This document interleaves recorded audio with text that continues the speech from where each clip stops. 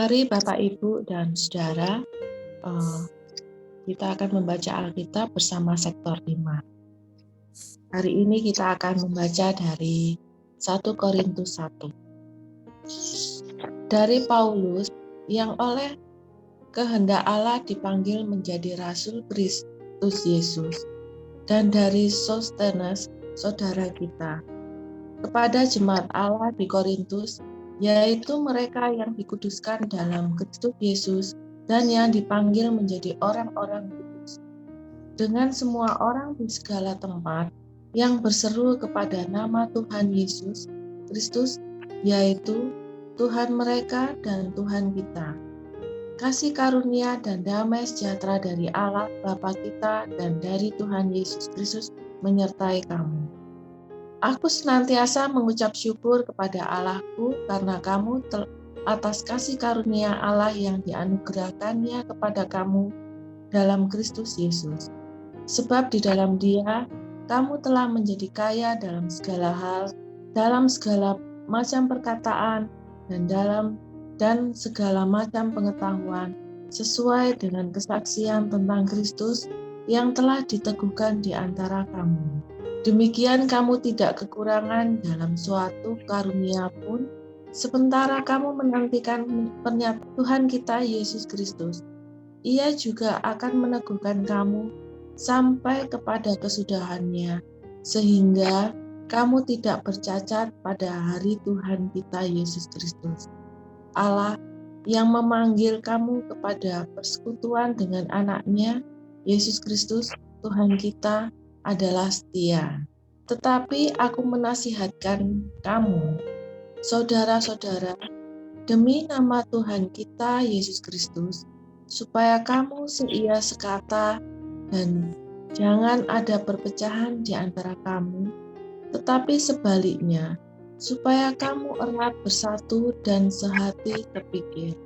Sebab, saudara-saudaraku, aku telah diberitahukan oleh orang-orang dari keluarga Chloe tentang kamu, bahwa ada perselisihan di antara kamu. Yang aku maksudkan ialah bahwa kamu masing-masing berkata, aku dari golongan Paulus, atau aku dari golongan Apolos, atau aku dari golongan Kefas, atau aku dari golongan Kristus. Adakah Kristus terbagi-bagi? Adakah Paulus disalibkan karena kamu? Atau adakah kamu dibaptis dalam nama Paulus?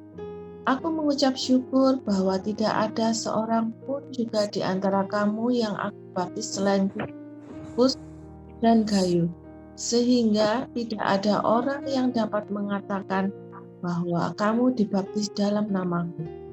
Juga keluarga Stefanus aku yang membaptisnya, kecuali mereka aku tidak tahu, entahkah ada lagi orang yang aku baptis. Sebab Kristus mengutus aku bukan untuk membaptis, tetapi untuk memberitakan Injil, dan itu pun bukan dengan hikmat perkataan, supaya salib Kristus jangan menjadi sia-sia. Sebab pemberitaan tentang salib memang adalah kebodohan bagi mereka yang akan binasa, tetapi bagi kita yang diselamatkan, pemberitaan itu adalah kekuatan Allah. Karena ada tertulis, aku akan membinasakan hikmat orang-orang berhikmat, dan kearifan orang-orang bijak akan kulenyapkan. Di manakah orang yang berhikmat? Di manakah ahli Taurat? Di manakah pembantah dari dunia ini? Bukankah Allah telah membuat hikmat dunia ini menjadi kebodohan? Oleh karena dunia dalam hikmat Allah tidak mengenal Allah oleh hikmatnya, maka Allah berkenan menyelamatkan mereka yang percaya oleh kebodohan pemberitaan Injil. Orang-orang Yahudi menghendaki tanda dan orang-orang Yunani mencari hikmat, tetapi kami memberitakan Kristus yang disalibkan. Untuk orang-orang Yahudi, suatu batu sandungan, dan untuk orang-orang bukan Yahudi, suatu kebodohan. Tetapi untuk mereka yang dipanggil, baik orang Yahudi maupun orang bukan Yahudi, Kristus adalah kekuatan Allah dan hikmat Allah. Sebab orang bodoh dari Allah besar daripada manusia, yang lemah dari Allah lebih kuat daripada manusia. Ingat saja, saudara-saudara, bagaimana keadaan kamu ketika kamu dipanggil menurut ukuran manusia. Tidak banyak orang yang bijak, tidak banyak orang yang berpengaruh, tidak banyak orang yang terpandang. Tetapi apa yang bodoh bagi dunia, dipilih Allah untuk memalukan orang-orang yang berhikmat. Dan apa yang lemah bagi dunia, dipilih Allah untuk memalukan apa yang kuat. Dan apa yang tidak terpandang dan yang hina bagi dunia, dipilih Allah. Bahkan apa yang tidak berarti, dipilih Allah untuk meniadakan apa yang berarti, supaya jangan ada seorang manusia pun yang bermegah diri di hadapan Allah.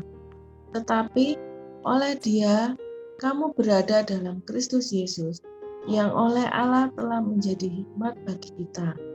Ia membenarkan dan menguduskan dan menebus kita. Karena itu, seperti ada tertulis, barang siapa bermegah, hendaklah ia bermegah di dalam Tuhan. Demikian firman Tuhan.